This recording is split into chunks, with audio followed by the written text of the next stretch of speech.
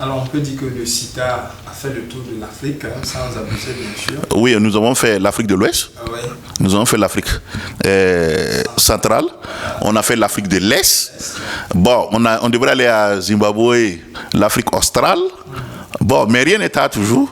Voilà, donc on allait boucler. Oui. Aujourd'hui, de votre analyse, quelles sont les opportunités que l'industrie du textile africain a ou peut saisir sur le continent? Je pense qu'avec cette vague de panafricanisme que les jeunes sont en train de prôner, avec les réseaux sociaux qui sont en train de réveiller les jeunes Africains pour montrer qu'ils n'ont pas de complexe face aux pays occidentaux, je pense que l'industrie du textile doit profiter. Voilà. Pourquoi je dis cela? Parce que généralement, c'est le nombre qui fait la force. C'est le nombre des Chinois qui ont développé la Chine. On n'a qu'à se dire la vérité. Soyez en clair. Sinon, Taïwan aurait dû être une puissance mondiale plus que la Chine. Parce que les puces électroniques des appareils, des Boeing et des avions et autres, c'est en Chine, Taïwan n'a pas recherché. Donc, quand vous arrivez à amener votre industrie locale, admettons que tout le monde aujourd'hui doit porter le faso d'Amfani et qu'il y a 15 millions de personnes qui portent le faso d'Amfani, et comment l'industrie Filsa ne va pas survivre? Il va survivre. Mais si chacun est là, c'est dans d'autres tenues, ça va être difficile pour des entreprises locales de se développer. Et donc, je prends cette dimension à l'échelon de l'Afrique pour dire que l'opportunité qui existe aujourd'hui par rapport à l'industrie du textile africain, l'opportunité qui existe aujourd'hui, comme vous le dites, pour moi, c'est de profiter avec cette vague de recherche, d'indépendance. C'est vrai que c'est excessif des propos. Et quand souvent on charge la France ne peut jamais être des ennemis parce qu'on a des frères là-bas qui nous envoient des recettes pour améliorer des foyers. Donc je pense que politiquement, les choses peuvent se dérouler à un autre niveau. Mais économiquement, que les acteurs économiques quittent dans les injures pour entrer dans le travail, pour surpasser nos concurrents à l'international. D'accord. Alors, est-ce que l'industrie du textile africain subit une concurrence déloyale? Bien sûr, bien sûr. Pourquoi le CITA même a des problèmes? C'est vrai qu'il y a des petites organisations similaires, souvent qui n'aiment pas qu'on vienne dans leur pays aussi. Ça, c'est pour des questions égoïstes et personnelles.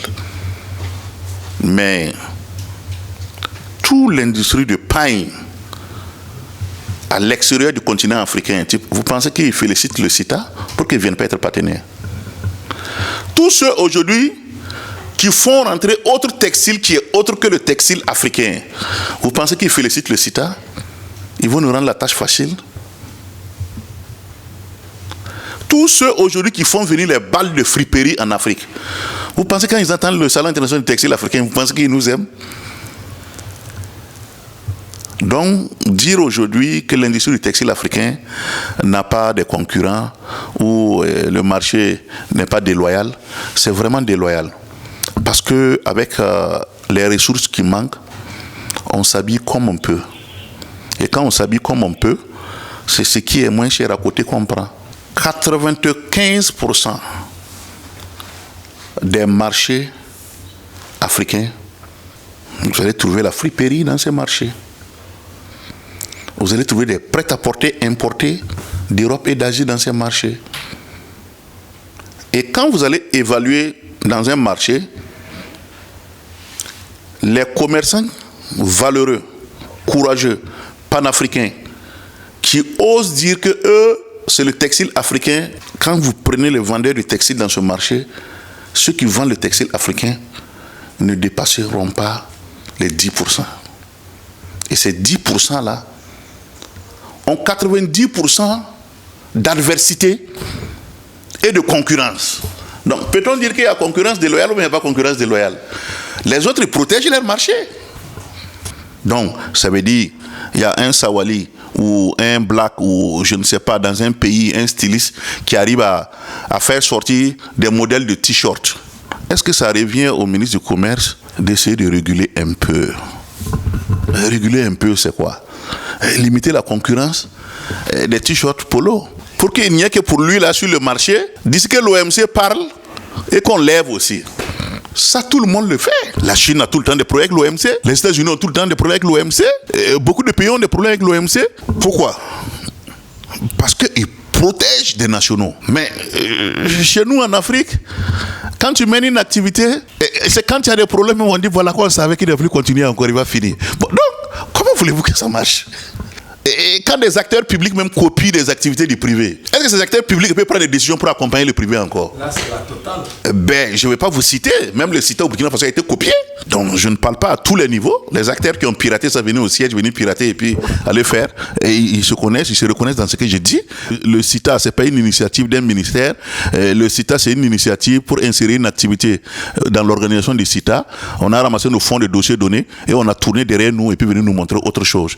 Malheureusement, les mêmes acteurs qui animaient ces structures-là sont venus au siège du CITA pour venir tenir des réunions au vu qu'on travaille ensemble. Donc bon, bref, mais c'est pour dire clairement que bon, souvent le problème est que partout il y a des mauvaises personnes.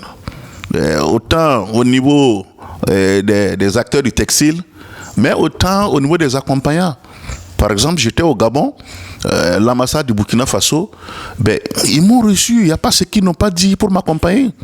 J'étais très content et étonné que des acteurs du public qui me soutiennent comme ça. Alors que vous êtes combattu dans votre propre pays. Ben, le ministre Jean-Emmanuel de la Culture, ils nous ont répondu et puis nous donné une lettre pour dire qu'ils sont prêts pour nous accompagner.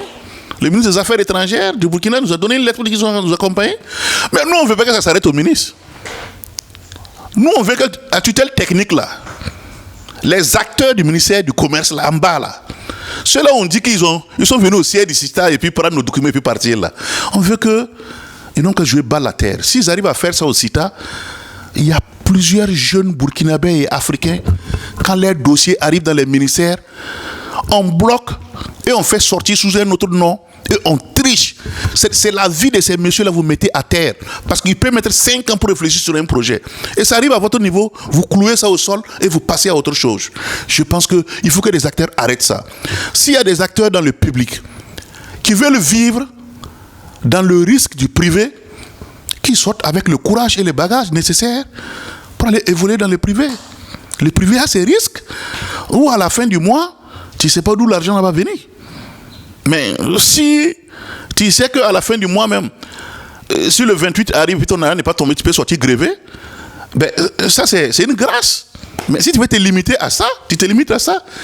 Mais si tu veux vivre comme un grand acteur privé, ben, tu sors. À la limite, les structures publiques doivent être des structures d'orientation des privés pour que l'excellence puisse exister dans le domaine face à la concurrence internationale. Pourquoi les présidents français voyagent dans leur avion avec les premiers responsables de l'industrie Dassault, l'aviation Dassault, pour la construction de Mirage 2000, pour la livraison de quoi au niveau des choses? C'est un privé, mais il est dans l'avion du président en train de partir. Ben, quand ils arrivent dans un pays, on dit on veut 10 Mirages. Si la fabrication de 10 Mirages vont engager 10 000 ouvriers, c'est des ouvriers français. Donc je pense que ne voyons pas petit, il faut que les acteurs du public puissent voir grand.